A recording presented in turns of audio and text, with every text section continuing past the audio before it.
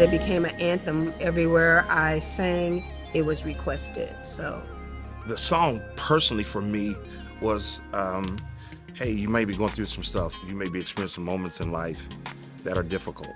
So we released the song in 1996 on a different CD. For some reason, though, it connected to the community that we were, serving in. So every time she sang it, every time they heard it on the radio, it affected them in ways that was very encouraging. God was using that particular song to, when I was in tough moments, it was beating on my heart, ringing in my head in a different sound, but having the same effect.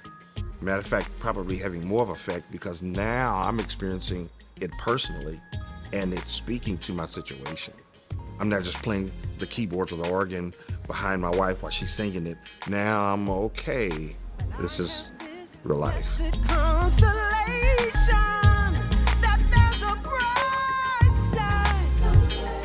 Yeah, it's been a real anthem for us. I mean, you can go through moments that are painful and life-altering painful till you don't want to be in those moments. You want them to come and go, not stay longer. And to hear the voice of God through that song say to you, hey, this is a chapter in a book. It's not the end of the story. There is life. Oh, man, there is life. Some people need to hear that because they're stuck in that place that's uncomfortable. And nobody wants to be there. So this song, what it did is it pulled you out of that moment, helped you say, okay, God's not done with me. He's got some plans that he's still got in the wing for our life. And not every moment in life is tough like this. And we can get past it.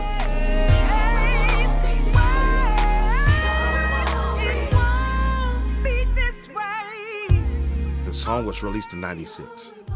Trying to figure life out. Got a wife and a kid now.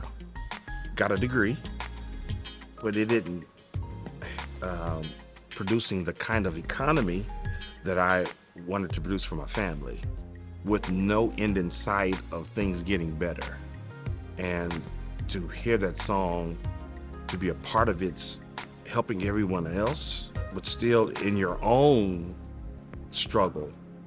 You can always be a positive voice to somebody else without always that positive voice coming back to you. And so struggling in life, trying to figure it out, feeling stuck, but also feeling strong vision inside of you. Again, that song, Won't Be This Way Always, had its hammer constantly beating on the heart and on the mind and on your thoughts, and that God still, even where you're flawed and where you failed, he's still not done with you. Yeah. He still has plans for you. He's still gonna do it. And he would allow that song to speak to us in that way. The song is still ringing in my ear in a different way, in a fresh way, in different language, and it's updated and it's modernized.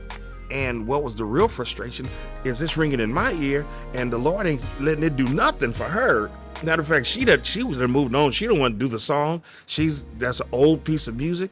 And I'm frustrated because I know the Lord won't leave me alone with this. And that's a pretty good little moment. He's being very modest when he says I hadn't moved on, because it was a struggle. Yeah, wow. It caused a lot of contention. Wow. God was speaking to him, but I think in my mind, I had sang this song so much. Okay, it's time for something fresh. It's time to move on. It's got a great message, and everything, but let's move on. So, But I think you also should tell them about your own personal struggles, about, am I this Regina singer that I once was? Right. And is it still in me? I think one thing, I'm 60 years old. It took me a long time to realize that what God gave me, he gave me. And it doesn't matter what this person does, how they sound. And I struggled with that a little bit, But God spoke to me. He said, Regina, I gave you this voice. And this is what I want you to give.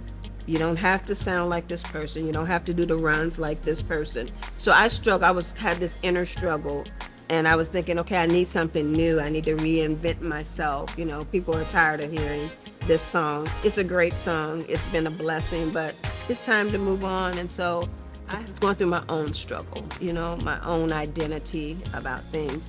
At that time, when he talked about it, what, 2012, that you wanted to start doing this song again? At least I know when it was more like 2009. No. Okay. And I think, you know, you bring the conversations, and you know God's working stuff in you, like Abraham. God spoke to Abraham, but Sarah wasn't on page. Yeah. And so it took many years for Sarah to finally get on page. And so God's speaking stuff to me, and I'm frustrated with her because she's not vibing with what God's saying to me. And I'm looking at my age too, like, you know, how is this gonna be relevant? Because now we're doing this song and we're talking about me going on the road at my age now, and I'm still struggling with, you know, how that's gonna happen. But back then I was like, Paul, you know, you've written all these songs, can you just start singing some of the songs you've written that are more updated? And, you know, I was just kind of frustrated, and it did cause a lot of tension. So I realized, I went to the Lord about it, and I realized the problem wasn't her. Yeah. The problem was me. It was not my responsibility to convince her. Yeah. It was his. And so for me constantly trying to tell her created a rift. So I said, okay, well, Lord, if it's not mine to do, you're going to have to tell her. And which made me change my approach. Yep.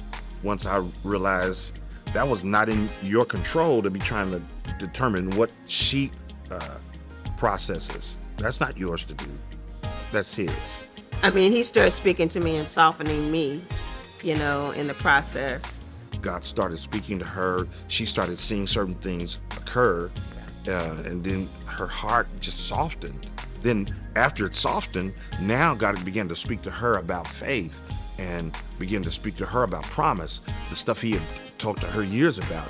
And now she's receptive to his voice, and she is no longer my faith trying to move this. Her faith has connected in a way, and if there was this magical moment, I just don't know when it occurred, all of a sudden she's telling me what God has said.